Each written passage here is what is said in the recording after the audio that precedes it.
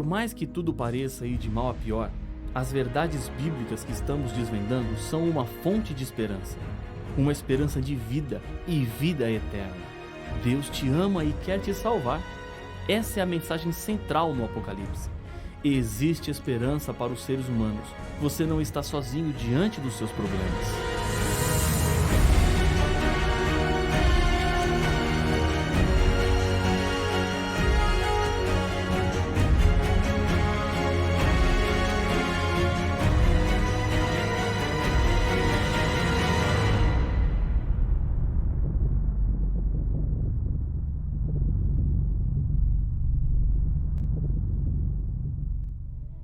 Deus quer, mais do que qualquer ser humano, colocar um fim em todo o mal e sofrimento.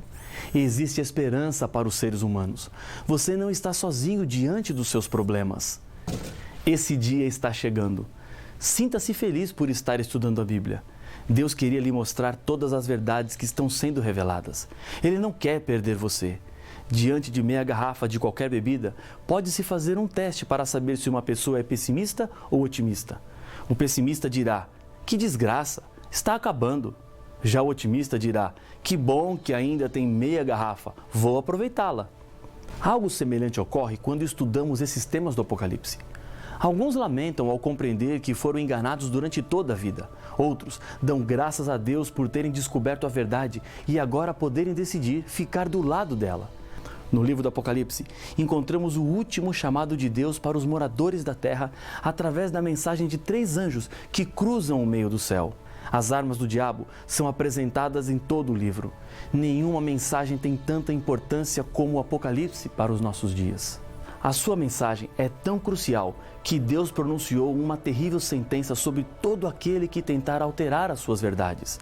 Uma das grandes revelações que Deus faz no Apocalipse é a respeito do que ele chama de o mistério de Babilônia, a grande meretriz, e como o conteúdo dessa mensagem pode afetar a nossa salvação.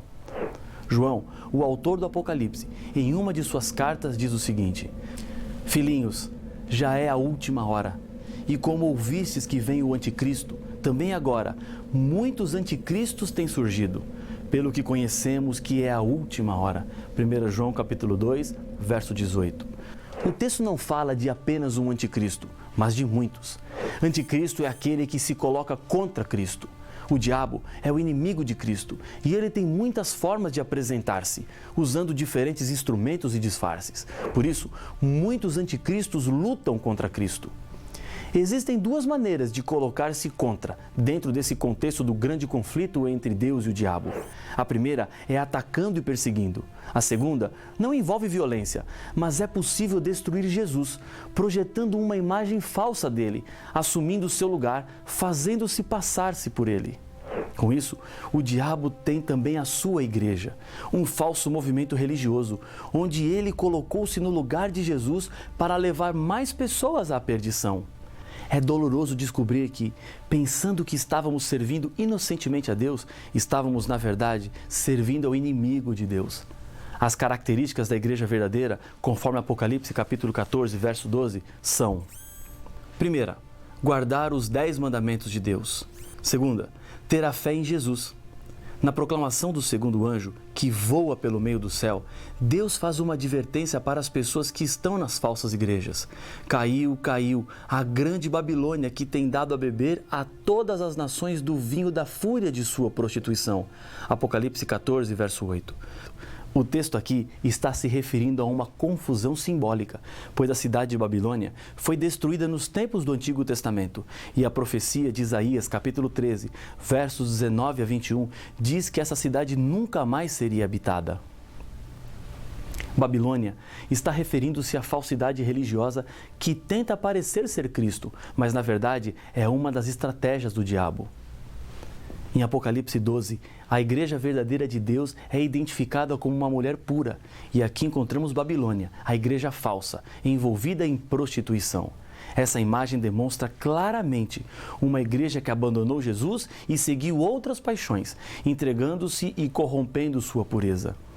Deus não deixa os seguidores de Babilônia abandonados. sem nenhuma advertência. Em Apocalipse capítulo 18, falando sobre a queda de Babilônia, o anjo do Senhor adverte: retirai-vos dela, povo meu, para não serdes cúmplice em seus pecados e para não participardes dos seus flagelos. Apocalipse capítulo 18, verso 4. Existem pessoas sinceras em Babilônia, que ao ouvirem o chamado de Jesus, demonstrarão obediência e virão para o lado da verdade. Essa verdade que as revelações da Bíblia estão colocando diante dos seus olhos. O capítulo 17 de Apocalipse descreve detalhadamente Babilônia. O anjo vem e apresenta-se dessa maneira a João: vem, mostrar-te-ei o julgamento da grande meretriz, que se acha sentada sobre muitas águas, com quem se prostituíram os reis da terra, e com o vinho de sua devassidão foi que se embebedaram os habitantes da terra. Apocalipse capítulo 17, versos 1 e 2. João continua descrevendo sua visão. Agora, transportado para um deserto, ele vê uma mulher montada em uma besta escarlate, besta repleta de nomes de blasfêmia, com 7 cabeças e 10 chifres. Achava-se a mulher vestida de púrpura e de escarlata, adornada de ouro, de pedras preciosas e de pérolas, tendo na mão um cálice de ouro transbordante de abominações e com as imundícias de sua prostituição. Na sua fronte achava-se escrito um nome, um mistério: Babilônia, a grande mãe das meretrizes e das abominações da terra. Apocalipse capítulo 17, versos 3 a 5. O nome dessa igreja falsa é Babilônia, e para saber onde está Babilônia hoje, precisamos entender quem era a Babilônia de antigamente. 3 características marcaram a história dessa cidade. Primeira, a Babilônia antiga teve as suas raízes na construção da Torre de Babel, meio pelo qual os seres humanos tentaram se proteger dos juízos divinos, que viriam porque eles decidiram viver longe da vontade de Deus. Eles queriam colocar-se no lugar de Deus e chegar até o céu com a construção. Segunda, Babilônia foi a perseguidora do povo de Deus. Nabucodonosor foi o responsável pela destruição de Jerusalém.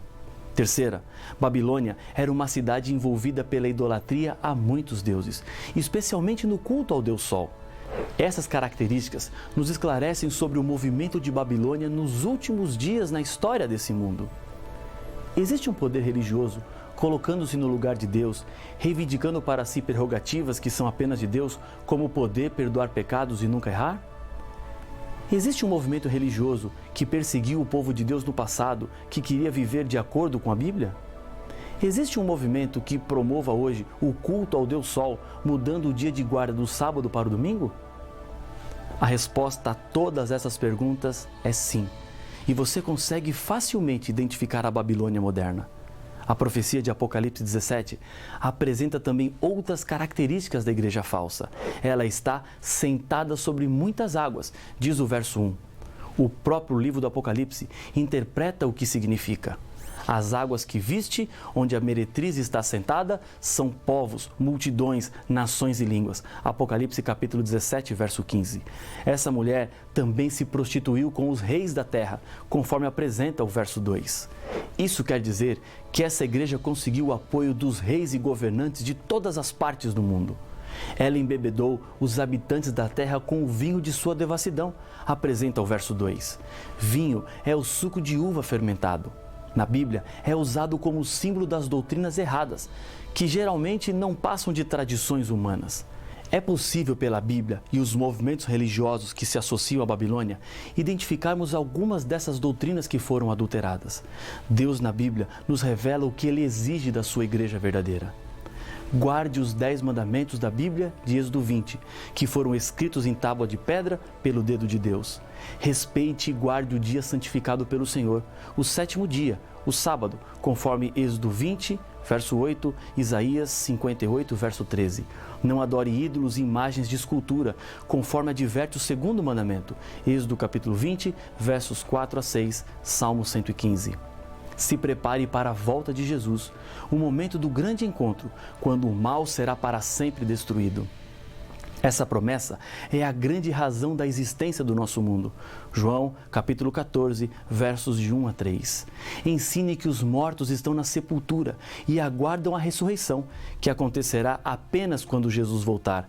Eclesiastes, capítulo 9, verso 5. João, capítulo 5, verso 28 e 29. 1 Tessalonicenses, capítulo 4, verso 16 a 18. Ore a Deus em nome de Jesus, que é o nosso único intercessor. João 14, verso 13, Salmo 65, verso 2, que confesse os pecados a Jesus, pois ele morreu no lugar do ser humano e pode limpá-lo da culpa do pecado. 1 João 1, 9, capítulo 2, verso 1 e 2. Tenha a Bíblia como regra de fé e prática. João capítulo 5, 39, Apocalipse capítulo 1, verso 3. Cuide do corpo, não usando alimentos considerados por Deus como imundos, deixando de lado o uso de bebidas alcoólicas, fumo e drogas. 1 Coríntios capítulo 3, versos 16 e 17 e Levítico 11. Deus espera que o homem adore apenas ao Criador, pois somente Ele é digno de adoração. Apocalipse capítulo 14, verso 7, Êxodo 20, verso 3. Tenha como mediador apenas Jesus Cristo. 1 Timóteo capítulo 2, verso 5. Babilônia adulterou a verdade e espera que a igreja guarde mandamentos de homens segundo tradições de homens. O segundo mandamento foi tirado e o 10º dividido em 2. Respeite o domingo sem base bíblica, que na lei dos homens tornou-se o 3º. Adorem, rezem e venerem ídolos e imagens de gesso e madeira. Colocou-se assim intercessores entre os seres humanos e Deus, que nada fizeram pela nossa salvação, assim como Jesus fez, porque ele enfrentou a morte de cruz. Não acreditem e nem se preparem para a volta de Jesus. Assim, continuem vivendo do modo que estão vivendo, como se nada diferente fosse acontecer. A ideia de céu, inferno, purgatório, ou seja, que existe vida logo após a morte. Que as pessoas orem a homens, a santos e acendam velas para quem já morreu. Que confesse os pecados a homens e deles busquem o perdão. Que coloque a tradição acima da Bíblia, dando a um ser humano a autoridade de mudar ou dizer o que é certo ou errado. Coma de tudo e beba de tudo. Que adore a criatura, aos apóstolos e a santos, que são escolhidos pelos próprios líderes religiosos. Que Maria seja colocada como mediadora, assim como Jesus Cristo é, e o batismo de crianças. Babilônia também embebedou as pessoas com seu vinho. Quando uma pessoa está bêbada, não percebe o que faz. Muitas coisas são feitas sem se preocupar com as consequências. Esse é um sério convite para revermos os fundamentos da fé bíblica. Não devemos crer simplesmente porque os nossos avós criam assim, ou fazer algo porque todo mundo faz. A Bíblia está nos mostrando de onde viemos e para onde vamos. Pode parecer chocante a Bíblia falar coisas tão duras e contundentes de uma igreja, na qual muitas pessoas pensavam que estavam servindo a Deus. A advertência divina é direta: retirai-vos dela. E Babilônia tem também as suas igrejas filhas, ou seja, essa igreja gerou outras igrejas. Se existem mãe, existem filhas, que de alguma maneira se parecem com a mãe. Algumas das doutrinas das filhas não provêm da Bíblia, mas da mãe. São igrejas que conservam alguns dos vícios e a conduta religiosa equivocada da grande Babilônia. No verso 6 de Apocalipse 17, a Bíblia diz: Então vi a mulher embriagada com o sangue dos santos e com o sangue das testemunhas de Jesus. O texto fala novamente sobre a perseguição. Babilônia, em um momento da história, foi intolerante com os cristãos fiéis, pelo único motivo de que eles não aceitavam seguir as tradições religiosas e preferiram obedecer à palavra de Deus. Ao mesmo tempo, existem pessoas sinceras e inocentes que ainda não perceberam a verdade descrita pela profecia e continuam em Babilônia. Essas pessoas precisam sair de lá para que não se percam. Estou lhe apresentando tudo isso porque existem verdades que você precisava saber. A história do planeta já está chegando ao fim.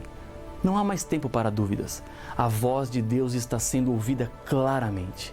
A Bíblia está à disposição de todos que querem, para não serem levados pela opinião dos homens. O Apocalipse é direto e identifica a igreja que pretende ser de Deus e não é. Quando Jesus esteve aqui, deixou uma descrição sobre a sua volta. Nem todo o que me diz, Senhor, Senhor, entrará no reino dos céus, mas aquele que faz a vontade de meu Pai que estás nos céus. Muitos naquele dia hão de dizer-me: Senhor, Senhor, porventura não temos nós profetizado em Teu nome? E em Teu nome não expelimos demônios? E em Teu nome não fizemos muitos milagres? Então lhes direi explicitamente: nunca vos conheci, apartai-vos de mim, os que praticais a iniquidade. Mateus capítulo 7, versos 21 a 23. A salvação está estendida para aqueles que fazem a vontade de Deus. É possível praticar iniquidade achando que está servindo a Deus. Em um julgamento, para ser justo, os culpados devem ser condenados. O juízo divino é justo e isso significa que haverá condenação. E Deus não quer que você seja condenado, mas sim, Deus espera que você seja salvo. Pedro encontrou-se certa vez com um grupo de pessoas que descobriram que estavam equivocadas quanto à sua religiosidade. Diz a Bíblia: ouvindo eles estas coisas, compungiu-se-lhes o coração e perguntaram a Pedro e aos demais apóstolos: que faremos, irmãos? Respondeu-lhes Pedro: arrependei-vos e cada um de vós seja batizado em nome de Jesus Cristo, para a remissão dos vossos pecados, e recebereis o dom do Espírito Santo. Atos capítulo 2, verso 37 e 38. O batismo representa o começo de uma nova vida em um novo caminho. É abandonar o passado e viver a verdadeira fé bíblica. Esse é o chamado de Deus para a sua vida. Siga a Bíblia e você estará num caminho seguro que te levará para a salvação. Não tenha receio de fazer o que é certo. Não se preocupe com aquilo que os outros vão achar. Essa decisão só você pode tomar e ela fará toda a diferença na sua vida. Amigo, amiga, agora é o momento. Hoje, Deus te espera para marcar a sua decisão, a sua entrega. Eu quero lhe convidar, mais uma vez, feche os seus olhos e vamos falar com Deus. Senhor, uma decisão está sendo tomada agora. Este teu filho, esta tua filha que ora comigo, aceitou Jesus Cristo como seu Salvador e decidiu viver de acordo com a tua palavra. Abençoa com teu Espírito esta decisão, em nome de Jesus. Amém.